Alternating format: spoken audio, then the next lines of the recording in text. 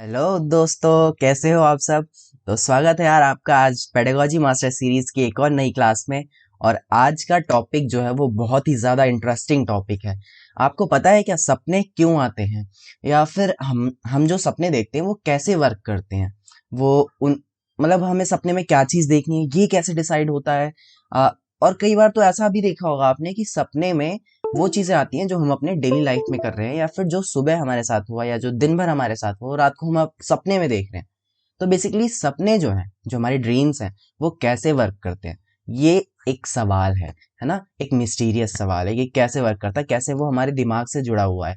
और इसके साथ साथ आपको पता है यार कि आपको जो मीठा खाने से नुकसान होगा, लेकिन फिर भी आप क्या कहते हैं, यार एक चॉकलेट खा लेता हूँ, भले मेरे दांत खराब होंगे पर एक चॉकलेट खा लेता हूँ, एक चॉकलेट से कुछ नहीं होता। तो ये जो डिफेंस मैकेनिज्म आपका काम करता है, ये कैसे काम करता है। ऐसी ही जुड़ी हुई साइकोलॉजी से जुड़ी बहुत सारी अमेजिंग सी बातें हैं जो आज की थ्योरी के साथ साथ आपको थोड़ी बहुत जानने को जरूर मिलने वाली हैं। तो आज का जो हमारा टॉपिक है, जो मेन टॉपिक है, वो है साइकोसेक्सुअल डेवलपमेंट की थ्योरी। और ये थ्योरी दी है हमारे सिगमंड फ्रॉइड ने। ठीक है। सिगमंड फ्रॉइड जो है वो साइकोलॉजी के एक बहुत ही महत्वपूर्ण इंसान है, बहुत ही महत्वपूर्ण साइकोलॉजिस्ट हैं। और आज की इस थ्योरी में हम यही पढ़ने वाले हैं कि साइकोसेक्सुअल डेवलपमेंट क्या है।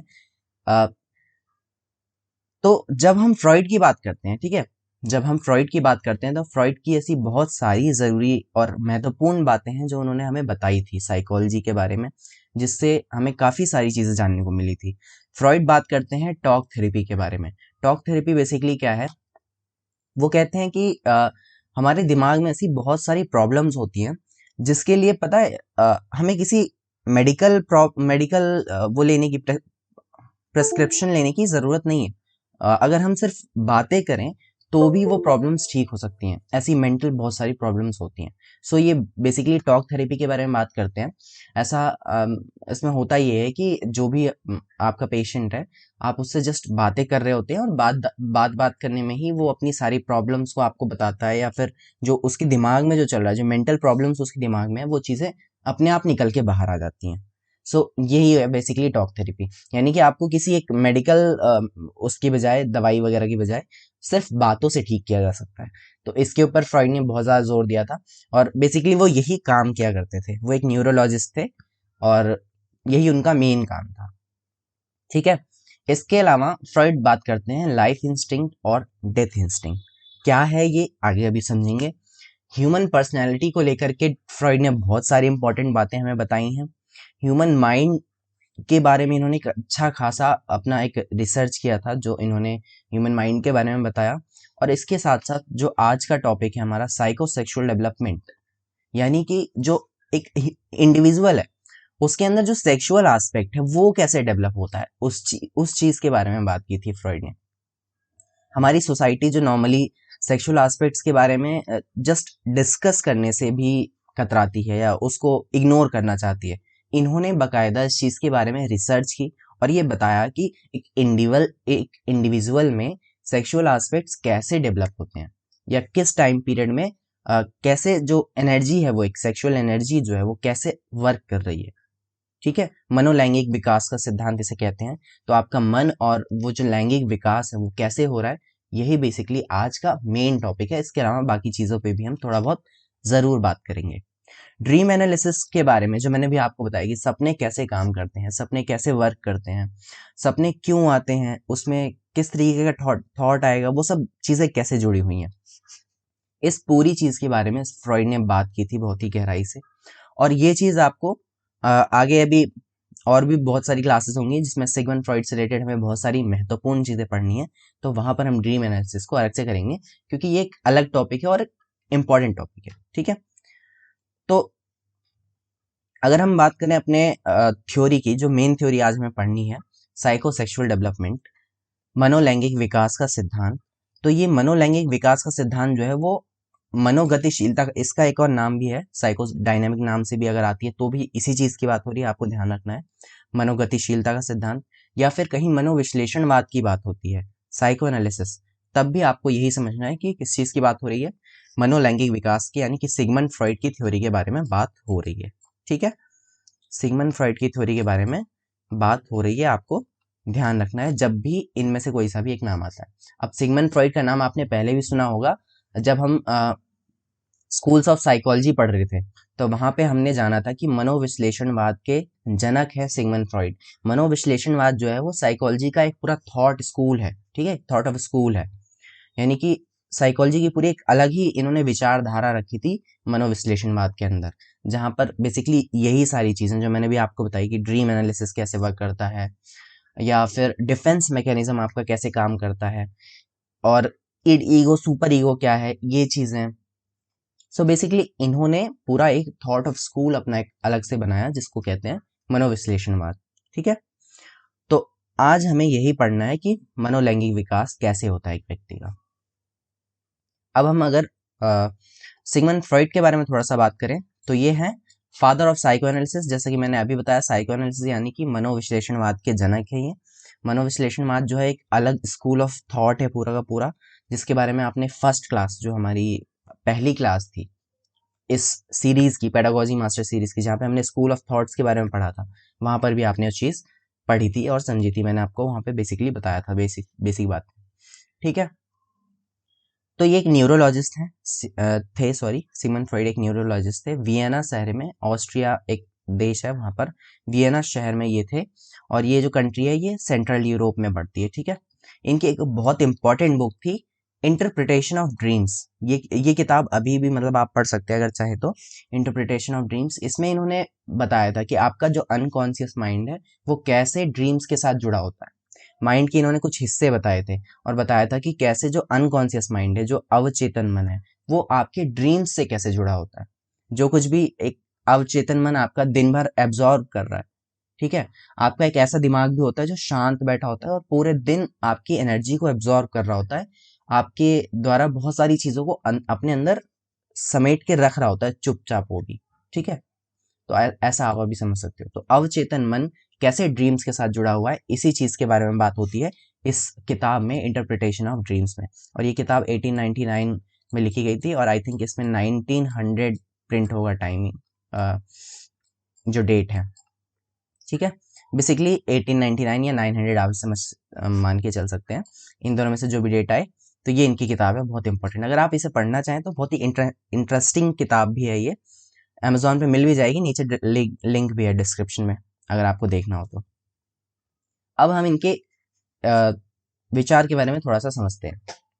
इन्होंने बेसिकली इससे पहले, ठीक है, मनोविश्लेषणवाद से पहले जब भी दिमाग या मन के बारे में बात होती थी, माइंड के बारे में बात होती थी, तो एक माइंड को एक सिंगल एंटिटी माना जाता है कि भाई एक दिमाग है और यही एक दिमाग है, ठीक है, एक दिमाग है और यही एक दिमाग। लेकिन जब ये आए, सिगमंड फ्रॉइड आए, इन्होंने बताया कि हमारा दिमाग जो है, जो दिख रहा है वो नहीं है, हमारे दिमाग के तीन हिस्से हैं, ठीक है। इन्होंने दिमाग के तीन हिस्से बताए और उसमें भी क्या बताया कि दिमाग का जो कॉन्शियस माइंड है, जो चेतन मन है, यानी कि जो एक्टिव ब्रेन है हमारा, एक्टिव जो दिमाग है, वो सिर्फ 10% होता है, ठीक है।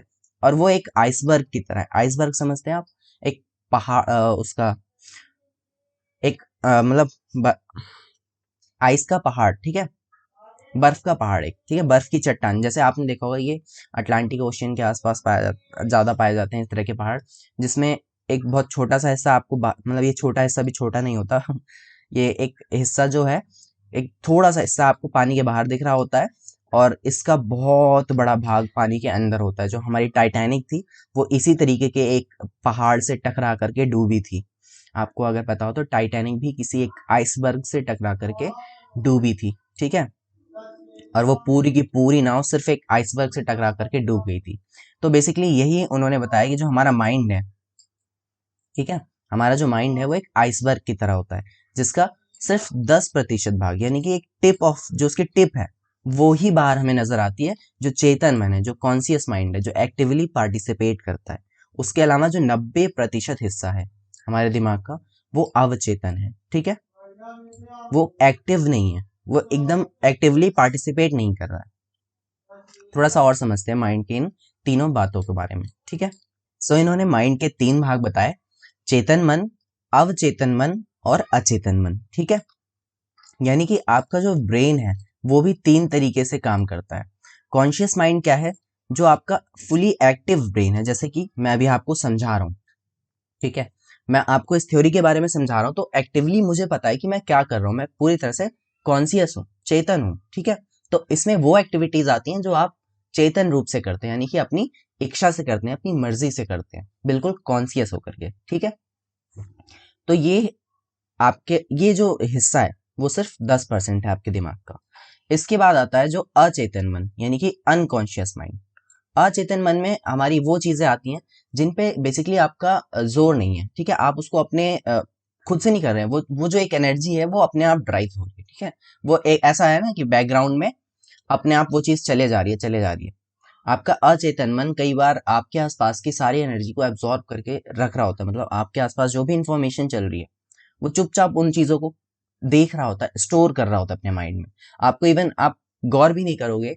आप किसी जगह जाओ, जैसे आप मान लो एक ऐसी सोसाइटी में रह रहे हो, एक ऐसी जगह पर रह रहे हो, कुछ दिनों के लिए एक ऐसी जगह पर चले गए जहाँ के लोग जो है वो अ, थोड़े से नेगेटिव स्वभाव के हैं या गाली गलौज करते हैं या वो चीजें, ठीक है, आप ऐसे लोगों के साथ रहने लग गए, तो आपको पता भी नहीं चलेगा, आपका अनकॉन्शियस माइंड थोड़े ही दिनों में वो चीजें एब्जॉर्ब कर लेगा और वो चीजें सीख लेगा। आप एक दिन बाद आपको ऐसा लगेगा कि यार मुझे पता भी नहीं चला और मैंने इन लोगों के साथ रह के ये चीजें सीख ली।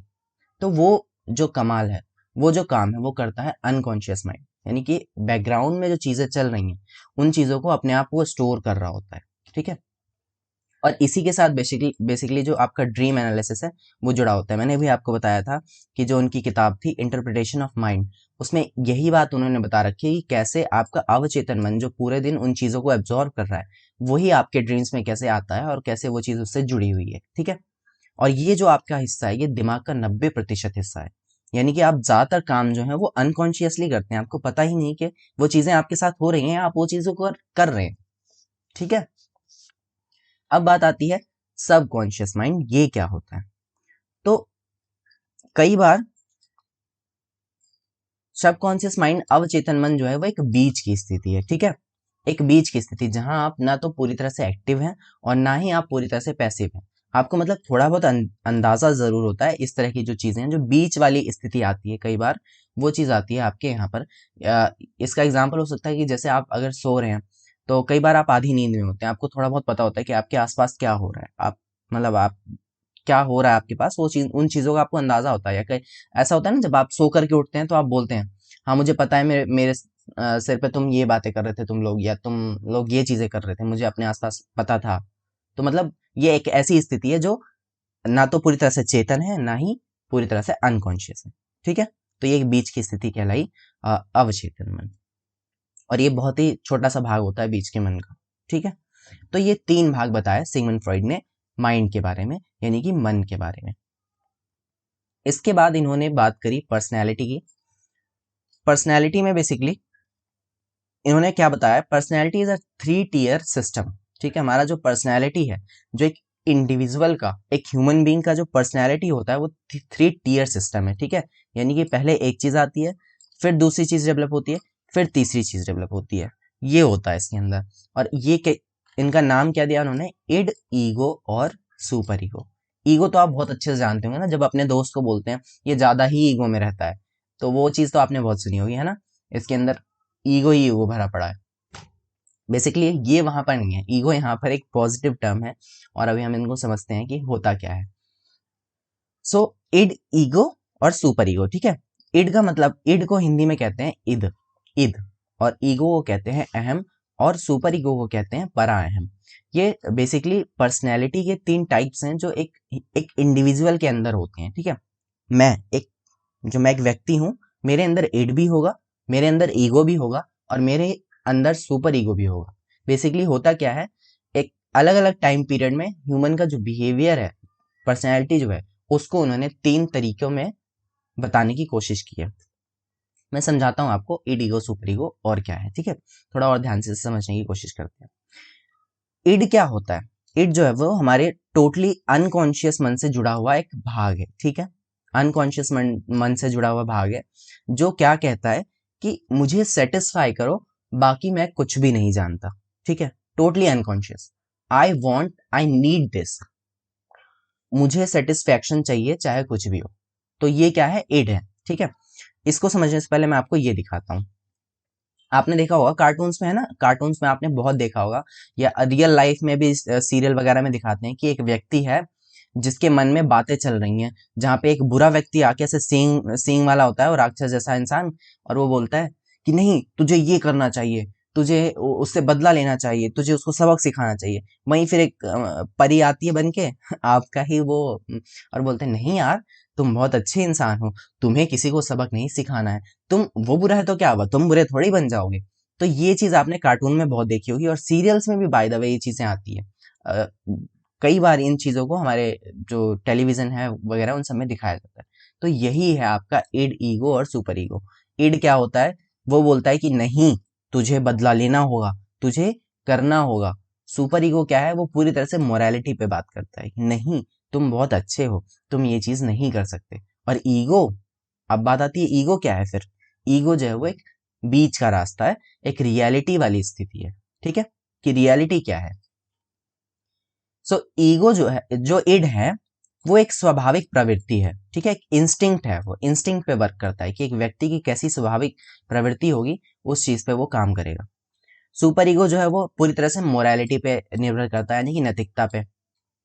जहां एड कह रहा होगा कि नहीं तुम्हें बदला लेना है, वहीं सुपर ईगो कह रहा होगा नहीं, तुम बहुत अच्छे इंसान हो, अगर एक बुरा हो गया तो तुम भी बुरे हो जाओगे। और जो वास्तविकता होगी, जो रियलिटी होगी व्यक्ति की, वो कहेगा कि ठीक है, अगर उसने मेरे साथ बुरा किया है तो मैं जाकर के उससे बात करता हूँ, या फिर हम कुछ ऐसा रास्ता, बीच का रास्ता निकालते हैं जिससे जो ये मैटर है वो सॉल्व हो जाए। ठीक है, अब इसका एक और एग्जाम्पल समझाता हूं मैं, जिससे आपको और ज्यादा अच्छे से समझ में आएगा। अगर एक व्यक्ति की जो पर्सनैलिटी है, ठीक है, उसमें जो ईड वाला भाग है वो कहेगा कि मुझे चॉकलेट खानी है। ठीक है, वो कहेगा कि मुझे चॉकलेट खानी है। और जो सुपर ईगो वाला भाग भाग होगा आपकी पर्सनैलिटी का, वो कहेगा नहीं, तुम डाइट पे हो, तुम नहीं खा सकते। ठीक है, तुम जो है चॉकलेट नहीं खा सकते क्योंकि तुम डाइट पर हो और ये तुम्हारी हेल्थ के लिए बिल्कुल भी अच्छा नहीं होगा। और ईड कहेगा नहीं, मुझे चॉकलेट चाहिए, किसी भी हाल में चाहिए, मुझे चॉकलेट चाहिए। तो वहीं आपकी पर्सनैलिटी का जो मीडिएटर है, जो ईगो है, एक तरीके से मीडिएटर का काम करता है। वो कहेगा कि ठीक है, हम बीच का रास्ता निकाल लेते हैं, मैं अगर पूरी चॉकलेट नहीं खा सकता, मेरी डाइट चल रही है या मुझे नुकसान करेगा, तो ठीक है, मैं एक छोटा सा बार खा लेता हूँ, है ना, एक छोटा सा हिस्सा खा लेता हूँ। तो ईगो जो है बेसिकली वो पुलिस मैन जैसा काम करता है। ठीक है, जो मीडिएटर जैसा काम कर रहा है, यानी कि आपकी पर्सनैलिटी का एक हिस्सा जो वेरी नाइस है, और एक हिस्सा जो वेरी क्रूअल है, तो उन दोनों के बीच में एक बीच का रास्ता कौन बनाता है, ईगो बनाता है। ठीक है, और ये तीनों ही पर्सनैलिटी आपके अंदर होती हैं, और आपको इसके बीच में एक बैलेंस क्रिएट करना होता है। ठीक है, आपके ऊपर अगर बहुत ज्यादा इड हावी हो गया, तो वो जो सीरियल वाली आंटियां होती हैं जो साजिश रच रही होती हैं एक के बाद एक लगातार, हाँ आप बिल्कुल वैसे हो जाएंगे, स्वाभाविक प्रवृत्ति आपकी वैसी होगी, और एट द एंड फिर आपको बहुत सारी मुश्किलें झेलनी पड़ेंगी। ठीक है, तो सीरियल वाली आंटी की तरह आपके ऊपर इड हावी नहीं होना चाहिए, और वो एकदम अच्छी वाली आंटी या फिर जो मम्मी पापा करते हैं, है ना, मम्मी पापा बेसिकली आपने देखा होगा कि जो इड है वो बच्चों में बहुत ज्यादा होती है, मतलब ये बच्चों में शुरुआत से होती है। ठीक है, एक बच्चा जब जन्म लेता है तो उसके अंदर इड शुरू से होता है। वो ये नहीं देखता, मतलब देखा होगा आपने, वो कहीं पे भी रोने लग जाएगा, क्योंकि जब उसको भूख लगी है तो उसको दूध चाहिए, या फिर उसको कोई खिलौना चाहिए, तो वो नहीं देख रहा उसके आसपास कौन है, वो कौन सी सिचुएशन में है, क्या है, वो सब सारी उन किसी भी चीज से उसे कोई मतलब नहीं। वो सीधा रोने लग जाएगा कि नहीं नहीं, मुझे ये खिलौना चाहिए, या मुझे रोन मतलब मुझे दूध चाहिए, या मुझे पीना है, जो भी वट एवर उसकी नीड होगी, वो वहां पे उसके लिए रिएक्ट करने लग जाता है। तो ये क्या है, ये कहलाता है इड। ठीक है, किसी भी सिचुएशन में I want, I need, satisfy me. तो ये बच्चों में जन्म से होता है।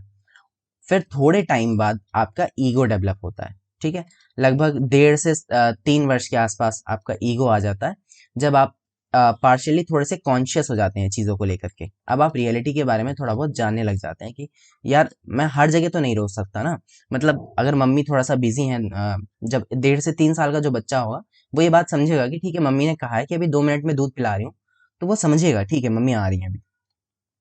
और जो सुपर ईगो है आपका, वो लगभग 6 वर्ष के आसपास जाके सुपर ईगो डेवलप हो जाता है, जहां पर जो पूरी तरह से कॉन्सियस, पूरी तरह से चेतन है, ठीक है, वो ये कहता है कि नहीं, तुम कुछ गलत कर ही नहीं सकते।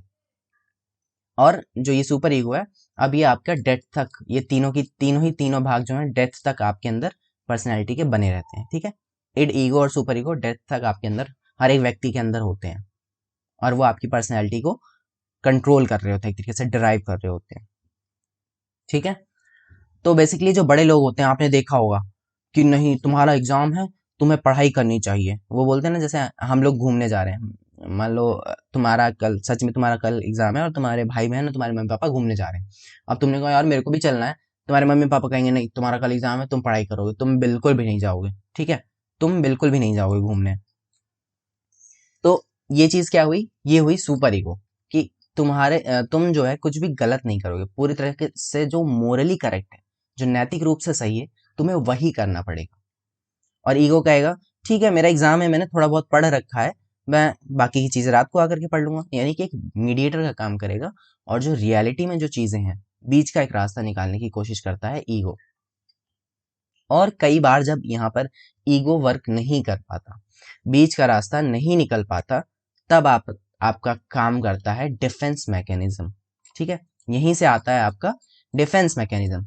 ठीक है मेरा एग्जाम है, ज्यादा से ज्यादा क्या होगा, फेल हो जाऊंगा ना, ठीक है मैं फेल हो जाऊंगा, पर मुझे घूमने जाना है, मुझे फेल होने से फर्क नहीं पड़ता, लेकिन मुझे घूमने से फर्क पड़ता। मतलब इस तरीके के जो आर्ग्यूज होंगे कि ठीक है ये चीज मेरे लिए ठीक होगी तो मैं देखूंगा, या ये चीज मेरे लिए सही है, ये चीजें, तो वो कहलाता है डिफेंस मैकेनिज्म। डिफेंस मैकेनिज्म को भाई मुझसे ज्यादा बेहतर आप लोग जानते होंगे, जब आप अपना बहाना मारते होंगे अलग अलग बहानों में, अलग अलग बातों में, ठीक है। जरा जरा अपना एक्सप्लेन करके बताना कि भाई कौन से डिफेंस मैकेनिज्म का यूज करता है कौन सी सिचुएशन में। अपने घर वालों के सामने डिफेंस मैकेनिज्म चलाते हो, या फिर अपने दोस्तों के सामने, या फिर कोई ऐसा भी है जो मैरिड है और अपनी बीवी के सामने डिफेंस मैकेनिज्म चलाता है। तो अपनी अपनी बातें जरूर बताना जरा कमेंट करके, ठीक है। इसके तो ये थी हमारी कहानी इड, ईगो और सुपर ईगो की। तो अभी तक मैंने आपको क्या बताया, अभी तक मैंने आपको इनकी मेन थ्योरी शुरू भी नहीं की है, और इनकी थ्योरी से अलग दो बातें बताई हैं। माइंड के बारे में हमने बात करी, जहां पे इन्होंने तीन भाग बताए माइंड के। पर्सनैलिटी के बारे में बात किया, जहां पे इन्होंने पर्सनैलिटी के बारे में बात की हमने, जहां पे इड, ईगो और सुपर ईगो, तीन तरह की जो पर्सनैलिटी है उसके बारे में बात की, ठीक है।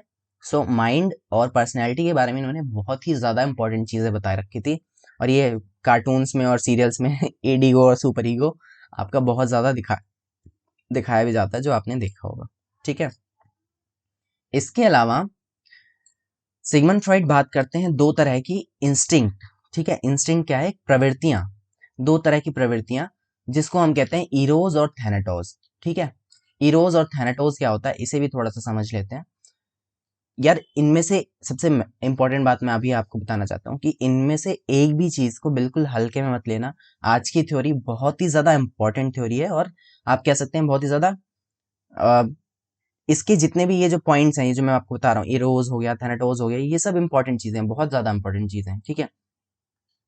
नॉर्मल लाइफ से भी जुड़ी हुई बहुत ज्यादा इंपॉर्टेंट, और आपके एग्जाम के लिए भी बहुत ज्यादा इंपॉर्टेंट, ठीक है।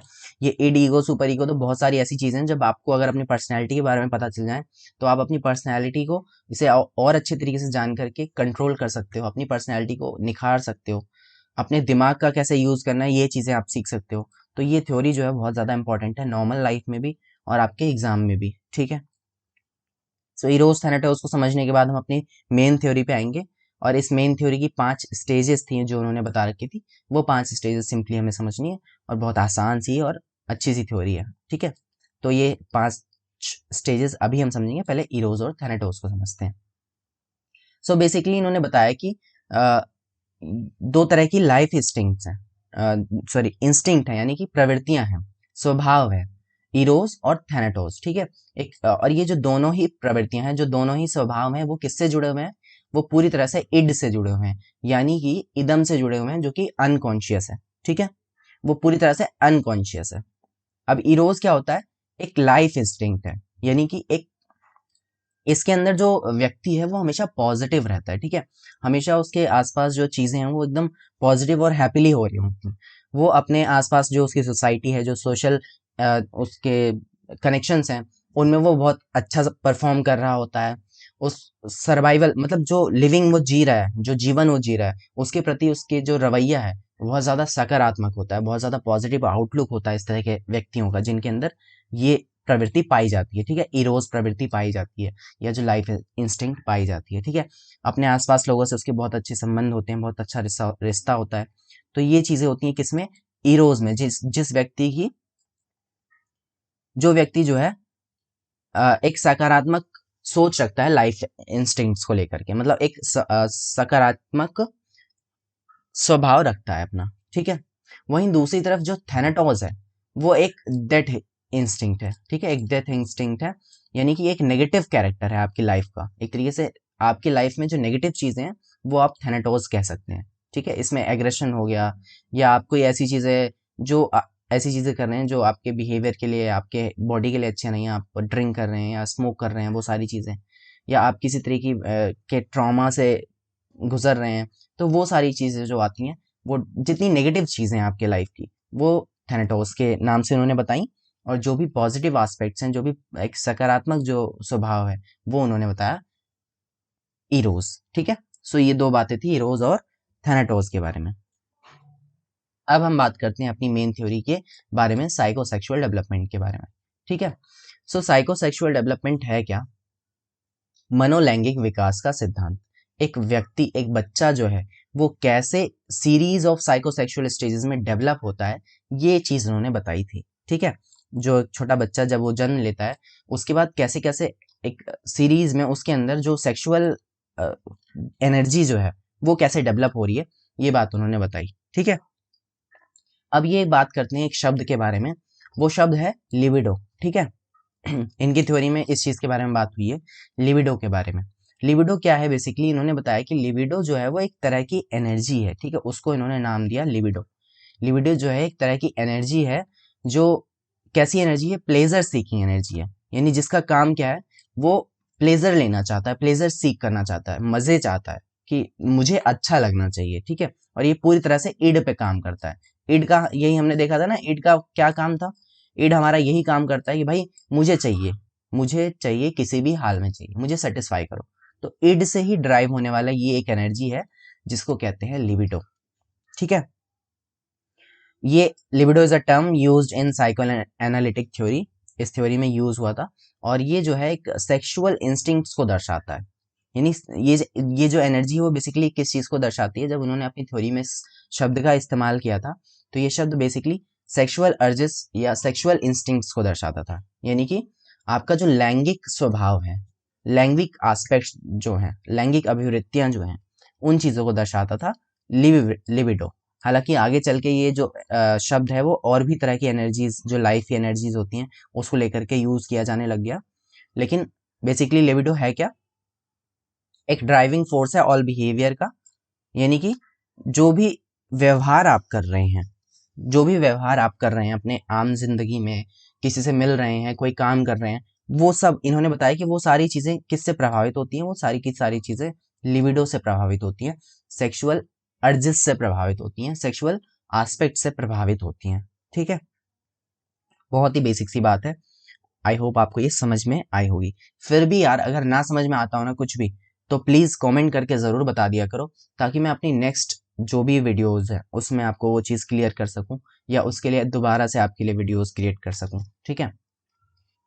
मैं आपको बताना चाहता हूँ एक और बात, कि मैंने अभी तक आप लोगों को कभी इन चीज़ों के बारे में बात नहीं की। मैं खुद भी पीआरटी की प्रिपरेशन कर रहा हूँ, और मेरा एम ये है कि यार मैं जो चीज़ें पढ़ रहा हूँ पीआरटी में, आपको पता है कि साइकोलॉजी बहुत ज़्यादा पूछी जाती है ना, बहुत ज़्यादा साइकोलॉजी और पेडागोजी आती है। तो जब मैंने सीटेट का एग्ज़ाम दिया था, तब भी मैंने अपने चैनल पे साथ के साथ अपनी प्रिपरेशन के साथ आप लोगों को सीटेट की प्रिपरेशन कराई थी।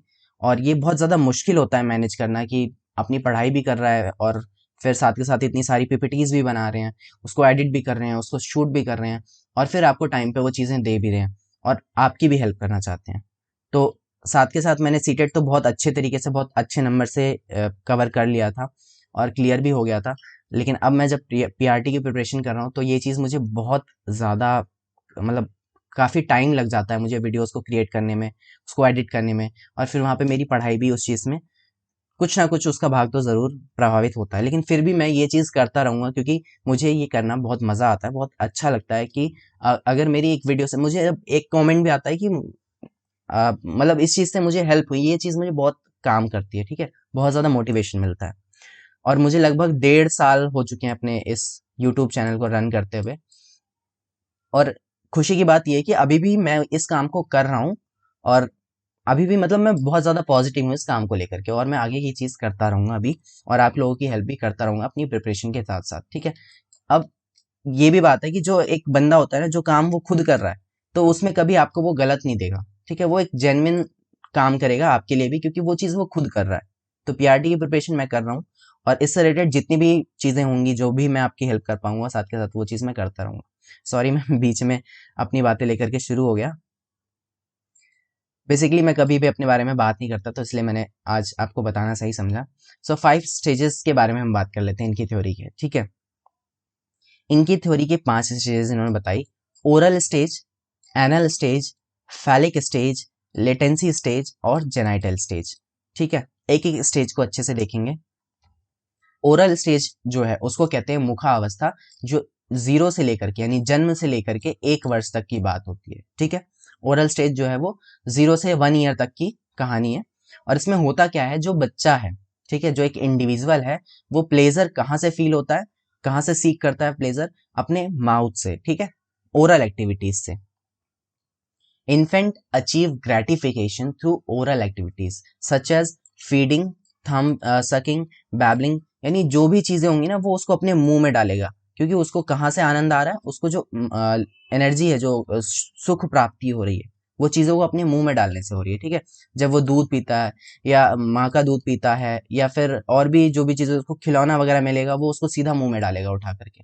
तो यही कहते हैं कि फ्रॉइड जी वो यही कहते हैं कि यहाँ जो एनर्जी है वो कहाँ पर स्थित है, वो आपके माउथ में स्थित है, ठीक है। यहाँ से बच्चे को प्लेजर मिल रहा है, यहाँ से उसे सुख की प्राप्ति हो रही है, यहाँ से उसको खुशी मिल रही है, ठीक है। इसी तरीके से अलग अलग स्टेजेस में बॉडी के अलग अलग पार्ट में उन्होंने बताया कि एनर्जी जो है, लिबिडो है, जो एनर्जी है वो कंसंट्रेटेड होती है, यानी वहाँ पे मौजूद होती है, और उससे बच्चे को सुख मिलता है। तो इस वाली स्टेज में इंपॉर्टेंट स्टेज है ये वाली।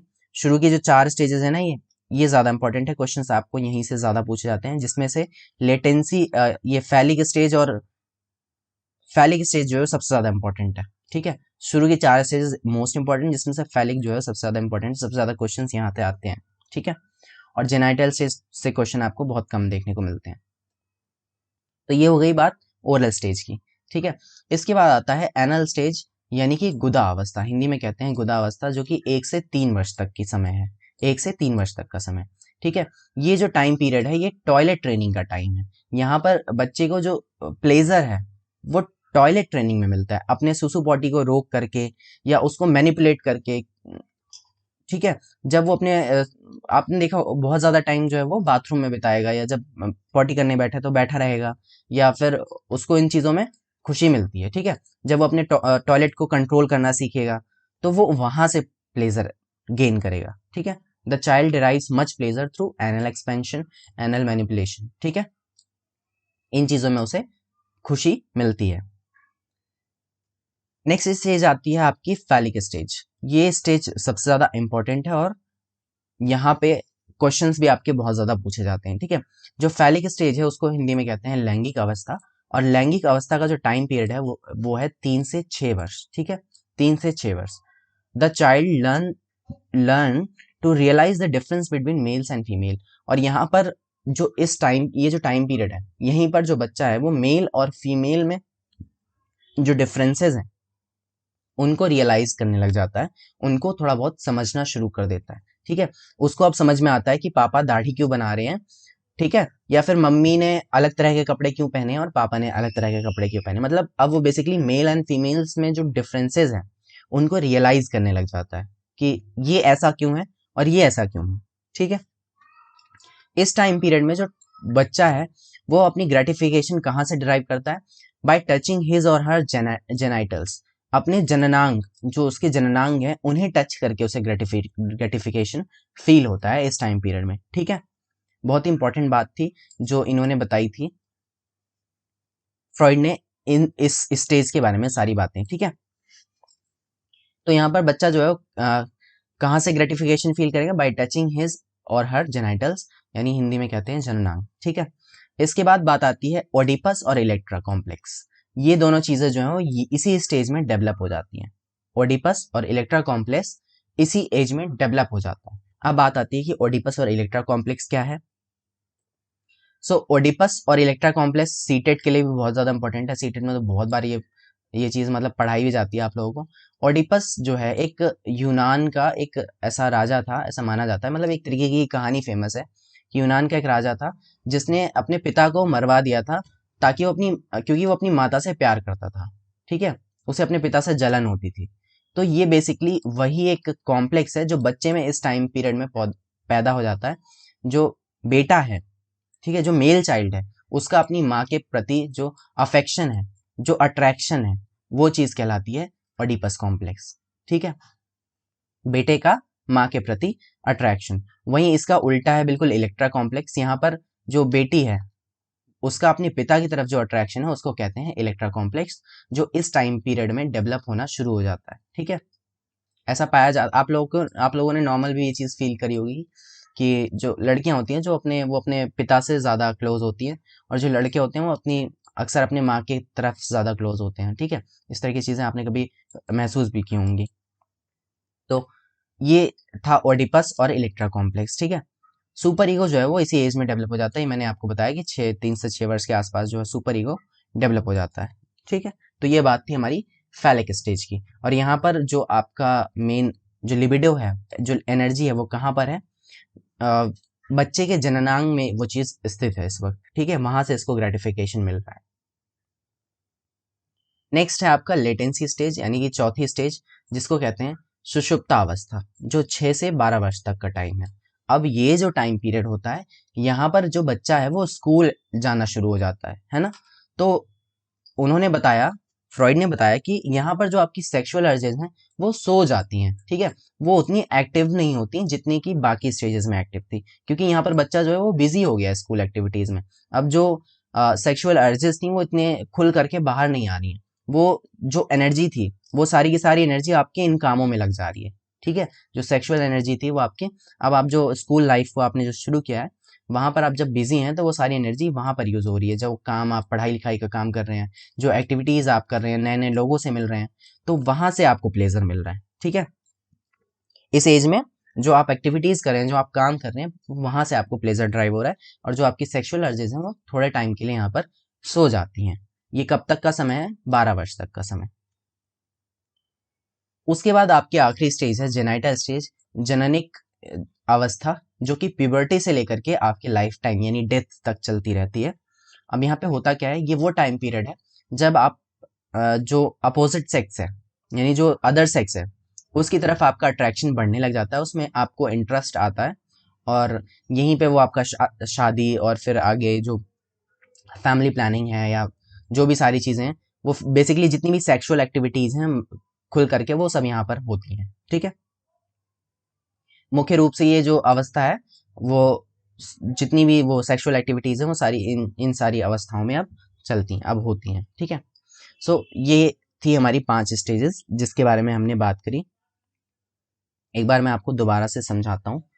समझाता क्या हूँ, एक रिवीजन मैं आपको देता हूँ कि 5 स्टेज में हमने क्या देखा। ठीक है, पहली स्टेज जो थी वो ओरल स्टेज यानी कि मुखा अवस्था, जो कि 0 से 1 वर्ष तक की है। और यहाँ पर एनर्जी जो सुख है वो सुख की प्राप्ति कहाँ से हो रही है? बच्चा सारी चीजों को मुंह में डालता है। ठीक है, वहां से उसको खुशी मिल रही है, वहां से उसको प्लेजर मिल रहा है। एनल स्टेज में क्या होता है? गुदा अवस्था, जो कि 1 से 3 वर्ष तक का टाइम है। ये टॉयलेट ट्रेनिंग में बच्चे को खुशी मिलती है, वहां से उसको प्लेजर सीख होता है। ठीक है, फैलिक स्टेज क्या है? लैंगिक अवस्था, जहां पर बच्चे के अंदर ओडिपस और इलेक्ट्रा कॉम्प्लेक्स आ जाते हैं। और उसको ग्रेटिफिकेशन कहाँ से मिलता है? अपने जननांग को टच करके, जेनाइटल्स को टच करके उसे ग्रेटिफिकेशन मिलता है, सुख की प्राप्ति होती है। ठीक है, ओडिपस और इलेक्ट्रा कॉम्प्लेक्स मैंने आपको समझाया। ओडिपस जो है वो माता के प्रति आकर्षण, बेटे का माता के प्रति आकर्षण, यानी कि अपोजिट सेक्स की तरफ जो अट्रैक्शन है वो यहीं से स्टार्ट हो जाता है। ठीक है, इलेक्ट्रा में एक गर्ल चाइल्ड का अपने पिता की तरफ अट्रैक्शन। फोर्थ स्टेज है लेटेंसी स्टेज, जहाँ पे सेक्सुअल अर्जेस जो हैं वो सो जाती हैं थोड़े टाइम के लिए, और जो बच्चा है वो स्कूल एक्टिविटीज में बिजी हो जाता है। ठीक है, फिफ्थ स्टेज है आपकी जेनाइटल स्टेज, जो कि प्यूबर्टी से लेकर के ऑनवर्ड आपकी लाइफ टाइम की स्टेज है, और अब शादी ब्याह बच्चे वो सारी चीजें इस स्टेज में आती हैं। ठीक है, तो ये 5 स्टेजेस थी जो मैंने अब आपको समझाई। अब यहाँ पर एक छोटा सा कॉन्सेप्ट और बचता है जिसे हम कहते हैं फिक्सेशन। फिक्सेशन क्या होता है? उन्होंने ये बताया कि जो ये 5 स्टेजेस हैं आपके, ठीक है, इन 5 स्टेजेस में आपका डेवलपमेंट अगर बैलेंस रहा, ठीक है, अगर आपका डेवलपमेंट बैलेंस रहा तो आप एक नॉर्मल लाइफ जीते हैं, ठीक है, एक नॉर्मल लाइफ में आप ग्रो करते चले जाते हैं। लेकिन अगर कोई चीज बहुत ज्यादा हो गई या किसी चीज की मात्रा बहुत कम हो गई तो आपके अंदर फिक्सेशन आ जाता है। कैसे वर्क करता है? आपकी जो जरूरतें हैं, ठीक है, आपकी जो ज़रूरतें हैं वो अगर पूरी नहीं हुई तो भी आपके व्यवहार में एक फिक्सेशन आ जाएगा। यानी कि कोई एक ऐसा व्यवहार है जो आप उसी लेकर मतलब पूरे टाइम वही चीज़ करते रहेंगे, वो आपके जो आपका जो बिहेवियर है उस चीज़ में वो चीज़ फिक्स हो जाएगी। अभी और अच्छे से एग्जांपल से समझेंगे। तो ये दो केसेस में होता है, या तो अगर आपकी नीड्स बिल्कुल पूरी नहीं हुई या फिर आपकी नीड्स ओवर फुलफिल्ड हो गई, कुछ ज़्यादा ही पूरी हो गई। एग्जाम्पल के लिए जैसे ये ओरल स्टेज है, ठीक है, अब ओरल स्टेज में अगर माँ ने आपको दूध नहीं पिलाया, आपको माँ का दूध नहीं मिला, ठीक है, तो यहाँ पर क्या हुआ, आपकी जो नीड्स थी, इस स्टेज की जो नीड थी जहाँ से आपको प्लेजर मिलना था वो चीज़ आपको नहीं मिली, ठीक है, तो आपके जो बिहेवियर है उसमें फिक्सेशन रहेगा। वहीं या फिर माँ ने बहुत जल्दी दूध छुड़वा दिया आपसे तो भी आपको फिक्सेशन हो जाएगा, या बहुत टाइम तक आप दूध पीते रह गए, 4 साल तक, 3 साल तक, 4 साल तक बच्चा दूध पी रहा है माँ का, तो भी फिक्सेशन हो जाएगा। तो ये इस तरीके से फिक्सेशन जो है वो वर्क करता है कि अगर नीड्स बहुत ज़्यादा फुलफिल हुई या नीड्स बहुत कम फुलफिल हुई, दोनों ही केसेस में फिक्सेशन होता है। अब फिक्सेशन के अंदर जो व्यक्ति है वो कुछ तरह की हरकतें करने लग जाता है। जैसे अगर किसी व्यक्ति के अंदर ओरल फिक्सेशन होता है, ठीक है, किसी व्यक्ति के अंदर अगर ओरल फिक्सेशन होता है यानी कि माउथ से रिलेटेड चीज़ें फिक्स हो गई हैं, तो वो क्या करेगा, या तो वो इस तरह की गतिविधि में शामिल हो जाएगा, स्मोकिंग वगैरह करने लग जाएगा, या पूरे टाइम च्युइंगम चबाता रहेगा, उसको उसको वहां से सुख प्राप्त हो रहा है, वो चीज़ वहां पे फिक्स हो गई है, ठीक है। अब वो उस सुख को, जब वो जो चीज़ वहां नहीं मिली ना, जो सुख उसे वहां नहीं मिला, अब वो उस सुख को पूरे लाइफ पाने की कोशिश करता है, ठीक है, नाखून चबाता रहेगा, ठीक है। तो इस तरीके की जो माउथ ओरिएंटेड जो एक्टिविटीज हैं वो पूरी लाइफ आप उसको करते हुए देखोगे। तो ये बताना, जो आपका दोस्त होगा ना जो नाखून चबा रहा होगा, उसको बोलना कि अब तो तेरा तो ओरल फिक्सेशन हो चुका है, ठीक है, उसको अब बताना कि तेरा ओरल फिक्सेशन हो गया है, तो पूरे टाइम च्युइंगम चबाता रहता है या तू पूरे टाइम नाखून चबाता रहता है, और इसकी वजह से मतलब कि या तो तूने बहुत टाइम तक दूध पिया है या फिर तुझे दूध नहीं मिला है, इस तरह की चीजें। तो इसी तरीके से अलग अलग स्टेज में अलग अलग जो फिक्सेशन है वो हमें देखने को मिलती है। अब मैं यहाँ पर एक्सप्लेन करके बताता हूँ आपको कि कौन सी स्टेज में कौन सी एक्टिविटी फिक्सेशन में होती है, ठीक है। फोर्सफुली फीडिंग, यानी कि जो ओरल स्टेज है, जो पहली स्टेज है, वहां पर अगर फोर्सफुली फीड कराया जा रहा है, बच्चे को जबरदस्ती दूध पिलाया जा रहा है या फिर बहुत कम दूध पिलाया जा रहा है, तो उस केस में क्या होगा, ट्रस्टिंग एंड डिपेंडेंसी, उस अगर बहुत अच्छे से चीज़ें हुई तो उसके अंदर एक ट्रस्ट और डिपेंडेंसी क्रिएट होगी, वो दूसरों पर विश्वास कर पाएगा आगे चल के। लेकिन अगर यही चीज़ ओवरफेड, बहुत ज़्यादा फीड करा दिया गया या ठीक से फीडिंग नहीं कराई गई, तो बच्चे के अंदर एग्रेशन, गुस्सा, डोमिनेशन, इस तरह की जो चीज़ें हैं, वो बुरी आदतें उसके अंदर, उसके व्यवहार में आ जाती हैं, ठीक है। आपने देखा होगा कुछ लोगों का बिहेवियर जो है पूरे टाइम ही एग्रेसिव होता है, तो हो सकता है उसके पीछे की वजह ये भी हो, शायद, ठीक है। उसके बाद आती है नेक्स्ट स्टेज, एनल स्टेज, जहाँ पे टॉयलेट ट्रेनिंग हो रही है। तो अगर टॉयलेट ट्रेनिंग बहुत ज़्यादा हार्श है, ठीक है, बहुत ज़्यादा हार्श है, तो वहाँ पर क्या होगा, बच्चा जो है वो कुछ ज़्यादा ही साफ सफाई का ध्यान रखने लग जाएगा, है ना। अ, अलग सा एक जुनूनपन सवार रहेगा उसके अंदर, हठ ही होगा कि भाई हर तरफ मुझे सफाई सफाई चाहिए, उसे एक चीज़ भी गंदी नज़र नहीं आएगी। या तो इसका बिल्कुल ही उल्टा हो जाएगा, या तो वो बहुत ही गंदा और एकदम मतलब हर तरफ उसे गंदगी में पड़ा रहेगा। आप देखना, आपने देखा होगा कुछ लोग हैं भाई साहब 4 4 दिन तक नहाते नहीं है और उनको कोई फर्क भी नहीं पड़ता उस चीज से, या एक ही कपड़ा हफ्ते भर पहनाते हैं वो। आपने देखा होगा, आपके कुछ दोस्त ऐसे होंगे मेरे भी थे, मेरा भी एक दोस्त था ऐसा भाई साहब, उसे साफ सफाई से जैसे जैसे उसका वो ना गोरा था, तो अपने गोरे होने का इतना फायदा उठाता था कि एक एक हफ्ते तक नहाता नहीं था, और कपड़े तो कम से कम 2 से 3 दिन उसके वही चलते थे, गंदे रहते थे, फिर भी उसे फर्क नहीं पड़ता था। तो ये चीज़ें आ जाती हैं आपके बिहेवियर में अगर आपके टॉयलेट ट्रेनिंग का जो टाइम पीरियड है वो ठीक तरीके से ना हुआ हो। उसके बाद आता है फैलिक स्टेज जो है। फैलिक स्टेज किस चीज से रिलेटेड था? जहां पर आपका जो abnormal family setups leading to unusual relationship with mother and father. अगर आपके फैमिली में जो आपका रिलेशंस है मदर एंड फादर के साथ वो ठीक तरीके से नहीं है, वो एबनॉर्मल सेटअप्स हैं, ठीक है, तो वहां पर आपको बहुत सारी अलग अलग प्रॉब्लम्स आ सकती हैं, जैसे घमंड या फिर सेल्फ ऑब्सेशन या सेक्सुअल एंजाइटी, ठीक है, इस तरह की जो चीज़ें हैं वो वहाँ पर आपको देखने को मिल सकती हैं अगर आपका फैमिली सेटअप ठीक नहीं है, ठीक है, आपका एनवायरनमेंट जो है वो अगर वहाँ पे ठीक तरीके से नहीं मिल रहा है आपको। जेनाइटल स्टेज क्या है? जहाँ पर अब आगे आपकी लाइफ है और वहाँ पे अगर आपकी लव लाइफ जो है, आपके रिलेशनशिप्स जो हैं वो अगर ठीक तरीके से काम नहीं कर रहे, वो वेल एडजस्टेड नहीं है, वो ठीक तरीके से नहीं है, तो आपको बहुत सारी प्रॉब्लम्स आ सकती हैं आपके बिहेवियर में। जैसे जो परिपक्वता जो आपकी परिपक्वता है, जो आपकी मैच्योरेशन है, वो प्रभावित हो सकती है, ठीक है। आप किसी को प्यार देने में या प्यार करने में सक्षम नहीं हो सकते, वहाँ पे आपको प्रॉब्लम आ सकती है, या सेक्सुअल प्रॉब्लम्स आपको देखने को मिल सकती हैं। तो ये तरह की चीज़ें, ये कुछ एग्जांपल्स थे फिक्सेशन के, ठीक है, कि कैसे अलग अलग स्टेज में अगर आपकी जो केयर है वो ठीक तरीके से ना हो, आपकी वो जो डेवलपमेंट है वो ठीक तरीके से ना हो, तो उससे कैसे आपके व्यवहार में कुछ चीज़ें हमेशा के लिए फिक्स हो जाती हैं, ठीक है। तो ये थी पूरी की पूरी सिगमंड फ्रॉइड की थ्योरी, और बहुत ही ज़्यादा इम्पोर्टेंट थी थ्योरी, और बहुत इंटरेस्टिंग भी थी। और जहाँ मैं अब भी वही चीज़ कहूँगा कि जहाँ पर सोसाइटी में उस वक्त में कोई भी इस टॉपिक के बारे में रिसर्च नहीं करना चाहता था। साइकोलॉजी क्या है? साइकोलॉजी आपको हर चीज़ के बारे में नॉलेज दे रही है, हर चीज़ के बारे में बता रही है।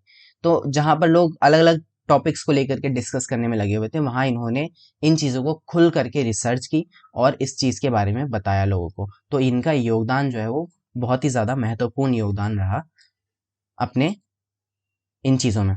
अब इनकी आलोचना भी बहुत ज़्यादा की गई, इवन इनकी जो किताब वगैरह थी वो जला दी गई थी, और इनके जो शिष्य थे उन्होंने भी इन्हें बहुत ज़्यादा क्रिटिसाइज किया था। तो इनकी क्या क्या आलोचनाएं थी इस पे भी एक छोटी सी नज़र डाल लेते हैं। The sample was collected from Freud's patient. अब मैंने आपको बताया था शुरुआत में कि ये जो थे क्या थे, न्यूरोलॉजिस्ट थे, और इनके पास जो पेशेंट आते थे इन्होंने वहीं से सैंपल कलेक्ट किए थे। इन्हें नहीं पता कि बाहरी दुनिया में ये चीज़ें एप्लीकेबल थी भी या नहीं थी, ठीक है। इनके पास जो पेशेंट आए थे उनके ऊपर इन्होंने अपनी स्टडी की और उसके हिसाब से इन्होंने अपने सैंपल्स दे दिए, मतलब अपनी थ्योरी दे दी। तो ये एक इनका क्रिटिक है, भाई इन्हें क्या पता कि बाहर की दुनिया में क्या हो रहा है, क्या नॉर्मल पीपल पे, एक आम व्यक्ति पे जो बाहर के हैं उन पे ये चीज़ लागू हो भी रही है कि नहीं हो रही। हालांकि ये चीज़ें काफ़ी हद तक सही हैं। नेक्स्ट क्या है? Didn't give importance to the environment. अब ये भी बात सही है कि एनवायरनमेंट का भी तो कुछ रोल है। अब इन्होंने हर चीज में सेक्सुअलिटी सेक्सुअलिटी सेक्सुअलिटी, हर चीज में सेक्सुअलिटी पे जोर डाला कि भाई ये चीज नहीं करोगे तो यहाँ से आपकी सेक्सुअलिटी में ये प्रॉब्लम आएगी, ये होगा ये होगा। हर जगह इन्होंने सेक्सुअल प्लेजर उस चीज के बारे में बात की। लेकिन एक एनवायरनमेंट भी तो किसी व्यक्ति के लिए महत्वपूर्ण होता है ना, तो इस तरीके से एनवायरनमेंट का भी रोल है। अब मान लो कोई एक बच्चा है, ठीक है, उसके आसपास जो जिस एनवायरनमेंट में वो है उसके आसपास ऐसी पोर्नोग्राफी और उस तरह की जो कंटेंट है वो सारी चीज़ें आप उसको शुरू से एक्सेस हैं, ठीक है, उन चीज़ों के बीच वो रहा है, तो ऑब्वियसली जो उसकी जो डेवलपमेंट से रिलेटेड चीज़ें हैं वो वहाँ से जल्दी शुरू हो जाएंगी, है ना। जल्दी वो इन चीज़ों से जुड़ जाएगा और इन चीज़ों के बारे में उसे थोड़ा बहुत जो भी है वो उसमें इन्वॉल्व हो जाएगा। वहीं एक बच्चा ऐसा है जो एक ऐसी सोसाइटी में है जहाँ पर ये चीज़ें काफ़ी दूर हैं उससे, तो वो हो सकता है बहुत बाद में इस तरह की जो एनर्जीज है उससे रिलेट करे, उससे जुड़ पाए। तो मतलब बेसिकली एनवायरनमेंट का भी फर्क पड़ता है। तो इन चीज़ों को इन्होंने इग्नोर कर दिया, ठीक है, एनवायरनमेंट को इन्होंने पूरी तरह से इग्नोर कर दिया, और इनका जो हर एक एस्पेक्ट था वो सिर्फ सेक्सुअलिटी के आसपास ही घूमता रहा, ठीक। तो ये थी हमारी फ्रॉइड की, सिगमंड फ्रॉइड की थ्योरी, जो मनोलैंगिक विकास का सिद्धांत हम कहते हैं, और इसे मनोगतिशीलता का सिद्धांत भी कहा जाता है। और ये मनोविश्लेषणवाद जो जिसके जनक हैं सिगमंड फ्रॉइड, उसके अंदर इन्होंने इन सारी चीज़ों के बारे में बात की थी, ठीक है। एक छोटा सा रिवीजन मैं आपको बता दूं, ओरल स्टेज जो एक बर्थ से 1 साल का टाइम है जहां पर आप जो है माउथ से प्लेजर सीख करते हैं, ठीक है। एनल स्टेज जो 1 से 3 वर्ष का है, जहां पर आप सुसु पॉटी वाली जो एक्टिविटीज हैं वो करके आप उनमें प्लेजर सीख करते हैं, ठीक है। उसके बाद आता है फैलिक स्टेज, जहां पर जो आपके जननांग है उनको लेकर के आपके अंदर जिज्ञासा होती है, उनको टच करना, उनको देखना, उनको मतलब वहां से आप अपने प्लेजर को सीख कर रहे हैं, ठीक है। लेटेंट स्टेज में जो सेक्सुअल एनर्जी है वो लुप्त हो जाती है, थोड़े दिन के लिए, थोड़े टाइम के लिए शांत हो जाती है, सुषुप्त हो जाती है, और यहाँ पर जो लिबिडो है वो इनएक्टिव होता है, ठीक है। यहाँ पर जो सेक्सुअल एनर्जी है वो थोड़े टाइम के लिए इनएक्टिव हो जाती है, और आपको प्लेजर कहाँ से मिलता है, जो आप अपने आसपास स्कूल एक्टिविटीज कर रहे हैं वहां से आपको सुख की प्राप्ति होती है। जेनाइटल स्टेज जो है प्यूबर्टी टू डेथ चलता है, और यहाँ पर मैच्योरिंग सेक्सुअल इंटरेस्ट, यहाँ पे सेक्सुअल इंटरेस्ट जो है वो डेवलप हो जाता है। आप अपने अपोजिट सेक्स या जो होमोसेक्सुअलिटी के साथ भी ये चीज़ कनेक्ट होती है। ज़रूरी नहीं है कि आपका अपोजिट सेक्स हो, मतलब वहाँ पे सेक्सुअल जो इंटरेस्ट है वो आपका शुरू हो जाता है, और आप उस तरह की जो चीज़ें हैं उन एक्टिविटीज़ में आप पार्टिसिपेट करते हैं। तो ये थी हमारी आज की पूरी थ्योरी। मुझे इतनी देर तक ध्यान से सुनने के लिए बहुत ज़्यादा धन्यवाद आपका, और उम्मीद करता हूँ कि आपको ये पूरी एक्सप्लेनेशन पसंद आई होगी, मेरे एफर्ट्स आपको पसंद आए होंगे। तो ये जो पीडीएफ है वो बिल्कुल फ्री मैं टेलीग्राम चैनल पर शेयर कर दूंगा। ये है टेलीग्राम चैनल का जो सर्च करना है आपको, ठीक है। इसके अलावा डिस्क्रिप्शन में भी टेलीग्राम चैनल का लिंक है, वहां से जा करके देख लो। ये पूरी की पूरी पीडीएफ एज इट इज़ आपको मिल जाएगी, वो भी बिल्कुल फ्री। और टेलीग्राम चैनल को भी ज्वाइन कर लेना। और मुझे इतनी देर तक सुनने के लिए आपका बहुत बहुत धन्यवाद। खूब मन लगा करके पढ़ाई कीजिए, और मुझे भी सपोर्ट करते रहिए, क्योंकि मुझे भी अपनी पढ़ाई के साथ साथ ये काम करने के लिए आप लोगों का सपोर्ट चाहिए। इवन आपका एक लाइक भी मुझे बहुत ज़्यादा सपोर्ट करता है, आपका चैनल सब्सक्राइब करना भी मुझे सपोर्ट करता है। आप जैसे भी चाहें मुझे सपोर्ट अपना शो करते रहिए, अपना प्यार ऐसे ही दिखाते रहिए। Thank you, bye bye, have a good day.